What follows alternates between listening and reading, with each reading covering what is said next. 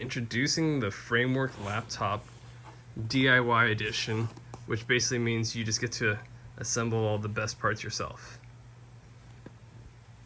The laptop is pretty thin, almost as thin as a MacBook Pro, and you know, that's your basic little warranty guide, a sticker, and the one tool, the only tool necessary to work on the laptop. You gonna run off with the stickers? Yep, the stickers are gone.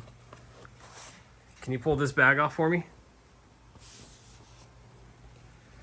So, as promised, the laptop has 4 empty slots, and next to me, I've got my collection of mods that I'm gonna retrofit it with. Hard drive that I'm gonna install real fast, 64 gigs of RAM, and the new Wi-Fi 6E card. We'll be back in a second to see what that looks like. So one of the cool features about this laptop is the tool that comes with it is the only tool you need to work on it. And when you unscrew all the screws on the back of the laptop, they all actually have a lock on them so that it doesn't actually come all the way off. So once you've unscrewed all of them, you then flip the laptop over, and when you open it, the bottom right corner will automatically pop up from that, and use the back of the tool to just go ahead and lift it up the rest of the way. There's a small little keyboard tab you can pull up right there. So that's the top keyboard. That's the little cable. You just have to unplug that one cable. And then inside you can see everything has small little QR codes. One of my favorite features is right here in the back, they have spare screws if you lose one. And you can't quite tell, but each screw is color-coded for where it goes in the laptop.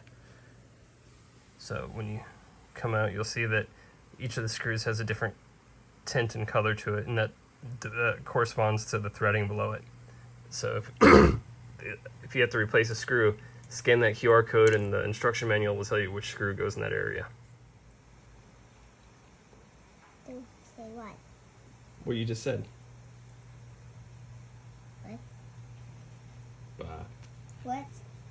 Yeah. It's your video for your friends, you know. So now I'm going to go ahead and install all the hardware that it came with. Here's the hard drive. It's an NVMe drive. It's not your typical SSD. Wi-Fi 6 card, and the 64 gigs of RAM that it came with. So here's the RAM module we have to install. What are these things for? Well, the RAM is the computer's kind of part of the computer's brain. It's what it thinks about, stores those thoughts inside the RAM.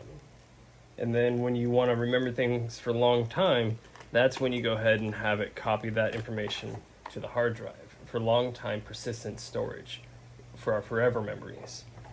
So this is just to quickly get data in and out of the computer, you know, like your thoughts in and out of your head. Alright, so now I got this thing fully installed and set up. It's a pain in the butt to get Windows 7 added onto it. Or not 7, Windows 10. But once I got the USB installer going, it was perfect. Got it all set up. The power button's also a fingerprint reader. So when you get it booted up, it has its own little splash screen, which is pretty swanky. The hard drive it comes with writes at 5 gigs per second, reads at 7 gigs per second. Login is just as good and efficient as, you know, anything Mac's got going on. It's only a 13-inch screen, so it's a little bit small, but it is zippy and plugs into 4K monitors, right away recognizes it, everything goes. Framework included a binary for all of their drivers, and so everything auto-detected and got set up perfectly, so I'm very impressed.